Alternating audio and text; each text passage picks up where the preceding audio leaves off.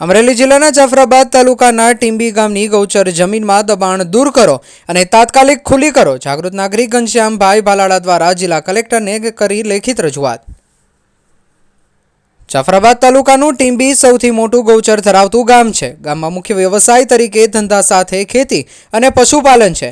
આજે ટીંબી ગામમાં ચારે દિશામાં 1200 થી 1400 વીઘા જમીન ગૌચર આવેલું છે, જેમાં કેટલાક આસામીઓએ બિનકાયદેસર દબાણ કરી જમીન વાળી લીધી છે. ગામના માલઢોર અને પશુપાલન કરી રહેલા વર્ગને અંદર પ્રવેશવા દેતા નથી અને ઘણા દબાણકારો ઈસમો દ્વારા પાકા મકાન તેમજ બાગ બગીચા અને વાવેતર કરેલ હોવાથી પશુપાલન કરતા લોકોની રોજીરોટી છીનવાઈ રહી છે. ગીર સોમનાથ જિલ્લામાં કલેક્ટર દ્વારા ગૌચરની જમીન ખાલી કરાવવામાં આવે તો અમરેલી તંત્ર દ્વારા કેમ નહીં અનેકવાર રજૂઆત કરવા છતાં તંત્ર ચૂપ છે તેવું ઘનશ્યામ ભાલાળા દ્વારા કહેવામાં આવ્યું છે. ખેડૂતો, ખેતમજૂરો, પશુપાલકો તેમજ માલધારી વગેરે અન્ય સમાજને કુટુંબનું ગુજરાન ચલાવતા હોય અને ન ધણિયાતી ગાયોને ના છૂટકે રોડ રસ્તા ઉપર ભટકવું પડે છે. ખેડૂતોના મુખ્ય રસ્તા દબાણને લીધે સાંકડા અને ગલી જેવા થઈ રહ્યા છે. માલધારી સમાજના ઘેટા બકરાનો ધંધો ભાંગવાના આરે છે. ગૌચર દબાણને લીધે ગૌધનને છૂટકે ગામની અંદર અથવા તો રોડ ઉપર આમ તેમ ભટકીને મજબૂર થવું પડે છે. પશુધન અને પશુપાલકોને ગૌચરને લીધે બહાર હિજરત કરવાનો વારો આવે તેમ છે. આવા ગૌચર બાબતે ટીંબી ગામના અનેક પ્રશ્નો અંગે સરકારના નીતિ નિયમોને કાયદાની જોગવાઈ મુજબ સરકારના સંબંધિત કચેરીના અધિકારીઓ મારફત સ્થળ તપાસ કરાવી જરૂર જણાય તો લેન્ડ ગ્રેબિંગ કાયદાની જોગવાઈ હેઠળ ટીંબી ગામનું તમામ ગૌચર ખુલ્લું થઈ શકે તેમ છે. આ બાબતે ટીંબી ગામના તમામ સમાજના આગેવાનો, વેપારીઓ, મંડળો, ખેડૂતો, પશુપાલકો, માલધારી સમાજ વતી ટીંબી ગામના જાગૃત અને પ્રગતિશીલ ખેડૂત એવા ઘનશ્યામભાઈ ભાલાળાએ જિલ્લા કલેક્ટર, મુખ્યમંત્રી ગાંધીનગર, પ્રાંત અધિકારી રાજુલા, મામલતદાર કચેરી જાફરાબાદ, તાલુકા વિકાસ અધિકારી જાફરાબાદ વગેરેને લેખિત રજૂઆત કરવામાં આવી છે. રિપોર્ટર ઇમરાન શેખ, અમરેલી. મારું નામ ઘનશ્યામ ભાલાળા, હું ટીંબી ગામનો ખેડૂત છું.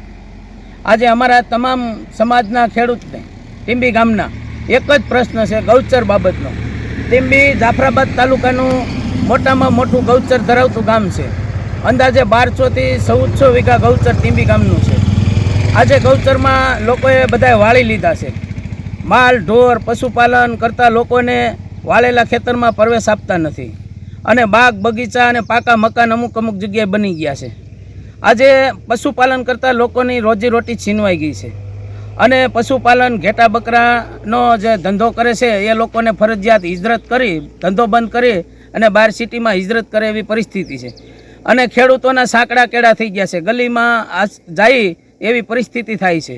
આજે આવા અનેક પ્રશ્નો છે અને ખેડૂતોને વાળેલા છે એમને હિસાબે ગાયો, ભેંસો, ઘેટા બકરા બધું રોડ ઉપર રહેવા મજબૂર થાય છે. આજે ગામની ગાયોના એક્સિડન્ટ થાય છે, રોડ માથે રહે છે અને ગૌચરમાં ક્યાંય સરિયાણ રહ્યું નથી, ગામમાં ગોંદરો નથી, તો ગાયો જાય ક્યાં?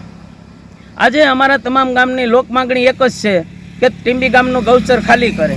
આજે ગીર સોમનાથ જિલ્લાના કલેક્ટરે જો ગીર સોમનાથ જિલ્લામાં એટલું કરી અને જો ગાયો માટે સારું કર્યું હોય તો અમરેલી તંત્રને ક્યાં પેટમાં દુખે છે એવું અમારા તમામ ખેડૂતોને કહેવું છે કે આજે અમે અમરેલી જિલ્લાના કલેક્ટર, મામલતદાર, ડીડીઓ તથા ટીડીઓ સાહેબને અને મુખ્યમંત્રીને લેખિતમાં રજૂઆત કરી છે. 2-3 વખત લેખિતમાં રજૂઆત કરવા છતાં તંત્રને પેટમાં પાણી હલતું નથી. આજે ખેડૂતોને આ ગૌચરને હિસાબે ને પશુપાલનનો ધંધો ભાંગવાને આરે છે ત્યારે અમારે તમામ ખેડૂતોને એક જ માંગ છે કે તાત્કાલિક ગૌચર ખાલી કરે. જય કિસાન, જય ભારત.